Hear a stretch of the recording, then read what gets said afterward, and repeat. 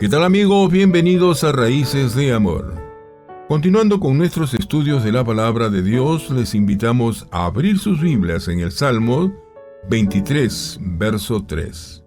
Dice la palabra del Señor: confortará mi alma, me guiará por sendas de justicia por amor de su nombre. Jehová Rafa es el Señor, es mi sanador.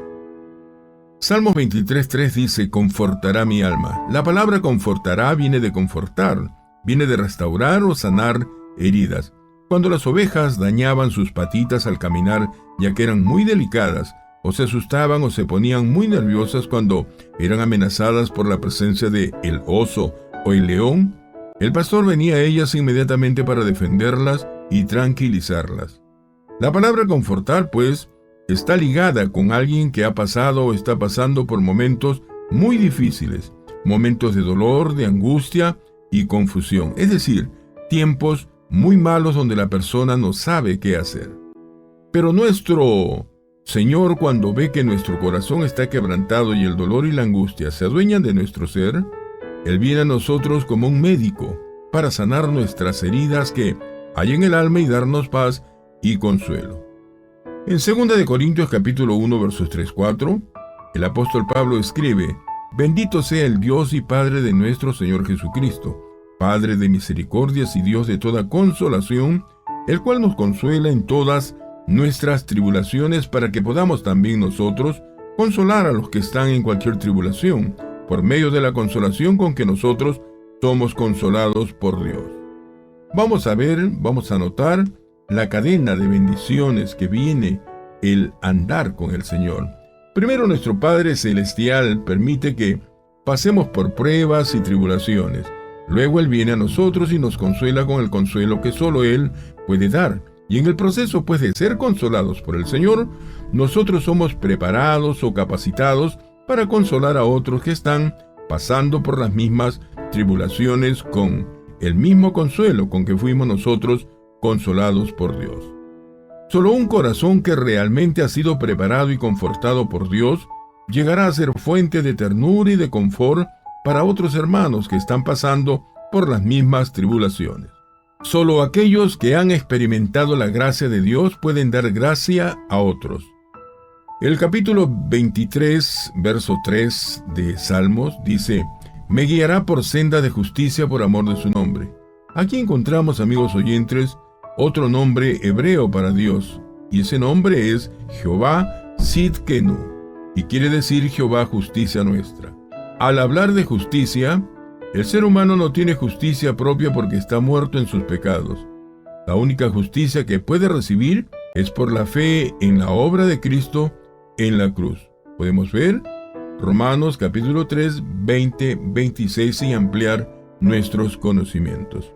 En esta segunda parte de este versículo 3b del Salmos 23, el salmista nos habla de un guía, un camino y un motivo. Primero, el guía. El salmista afirma: me guiará. Las ovejas, como nosotros, los cristianos, necesitamos pues que alguien guíe nuestra vida. En el caso de las ovejas, ellas son muy despistadas y se pierden fácilmente porque carecen del sentido de dirección, virtud que sí tienen otros animales, como por ejemplo un caballo o un perro. Por más que se alejen, ellos saben cómo regresar a sus casas, mas no así las ovejas, que son incapaces de trazar un camino derecho. Si no fuera por su pastor, las ovejas se perderían y morirían en el camino.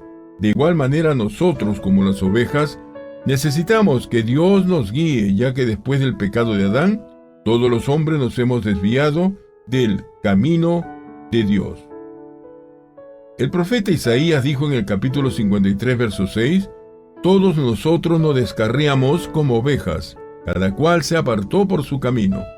En vista de nuestra incapacidad espiritual para volver a Dios, Él mismo vino del cielo a este mundo para buscarnos y salvarnos.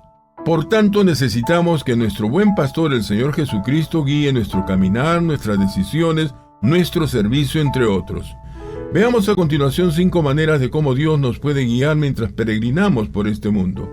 Primero, por medio de su palabra, la Biblia. Nos dice en Salmos 119, 105, lámpara es a mis pies tu palabra y lumbrera a mi camino.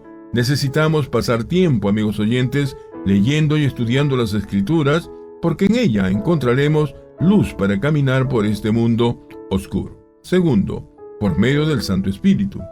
Romanos capítulo 8, verso 14 nos dice, porque todos los que son guiados por el Espíritu de Dios, estos son hijos de Dios. Tercero, por medio de las oraciones. En el libro de los Efesios capítulo 6, versos 18 y 19, dice la palabra, orando en todo tiempo con toda oración y súplica en el Espíritu y velando en ello con toda perseverancia y súplica por todos los santos y por mí, a fin de que, al abrir mi boca, me sea dada palabra para dar a conocer con denuedo el misterio del Evangelio. Pablo pide oración a los hermanos de Éfeso para que Dios pueda guiar su servicio.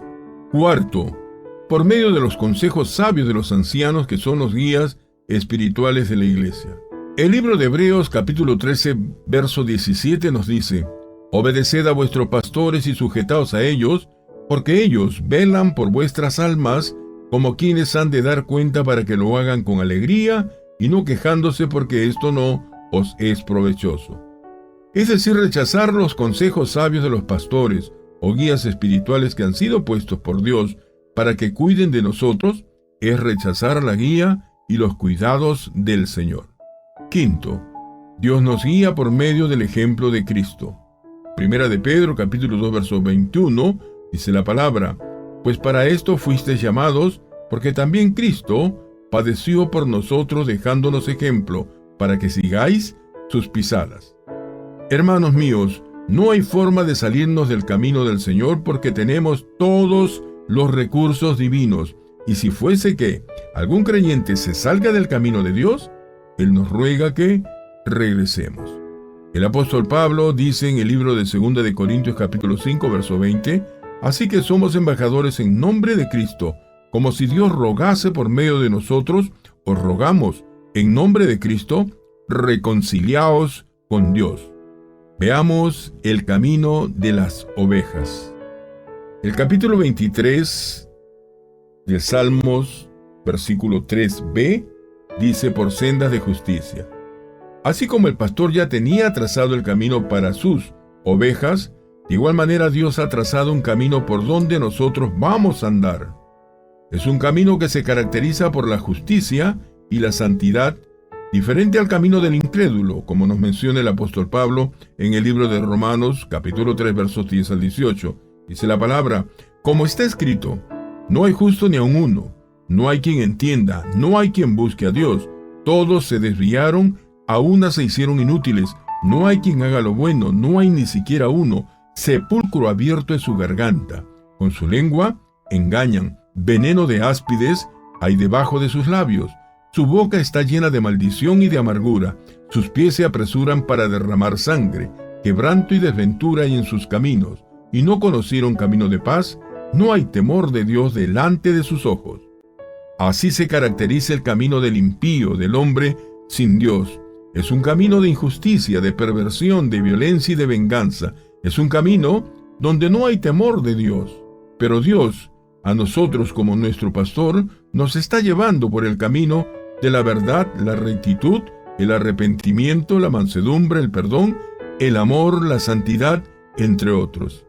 El motivo, pues, para poder andar por ese camino de justicia, por amor de su nombre, vemos la garantía de que caminaremos por esta senda de justicia y es Dios mismo. El Señor, por amor de su nombre, se ha comprometido en llevarnos por el camino de la rectitud y de la santidad. A nosotros solo nos toca someternos en obediencia por la fe y dejarnos llevar por nuestro gran pastor. En el libro de Génesis, capítulo 5, versos 22 al 24, dice la palabra, y caminó Enoc con Dios después que engendró a Matusalén 300 años, y engendró hijos e hijas, y fueron todos los días de Enoc 365 años. Caminó pues Enoc con Dios y desapareció, porque le llevó Dios. Enoc decidió caminar con Dios a pesar de vivir en una generación que se caracterizaba por la violencia y la corrupción. Pueden ampliar sus conocimientos en el libro de Génesis capítulo 6 para que vean todas las bondades de Dios, para que vean todas las formas de comportamiento también de los hombres de ese entonces. Y el que hizo posible que no sea diferente a la gente mala y perversa de su tiempo fue el mismo Señor. Nos vienen unas preguntas. ¿Habrá alguna garantía o compromiso mayor que Dios? ¿Habrá alguien mayor que Dios que se haga responsable de nosotros y que nos lleve por la senda de la santidad? Claro que no. Y así como Dios se comprometió por amor de su nombre conducir fielmente a su pueblo Israel sacándolo de Egipto y conduciéndolo hasta la tierra prometida a través del desierto, de igual modo, nuestro gran pastor por amor a sí mismo nos conducirá por el camino de justicia. Nunca pienses, amigo mío, que Dios te llevará por el camino del pecado y de la mentira, como algunos malintencionados enseñan. El libro de Santiago capítulo 1 versos 13 al 15 nos aclara este punto. Dice: cuando alguno es tentado, no diga que es tentado de parte de Dios, porque Dios no puede ser tentado por el mal, ni Él tienta a nadie, sino que cada uno es tentado cuando de su propia concupiscencia es atraído y seducido. Entonces la concupiscencia, después que ha concebido, da a luz el pecado, y el pecado, siendo consumado, da a luz la muerte. Santiago dice que nosotros pecamos no porque el Señor nos empuje a pecar, sino que nosotros mismos decidimos pecar por nuestra propia naturaleza caída.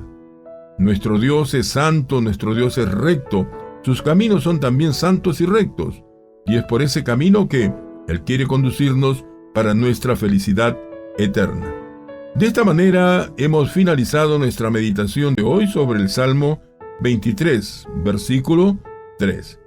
David Campbell y Renan Palacios Uribe les decimos gracias por su sintonía. Hasta pronto, amigos.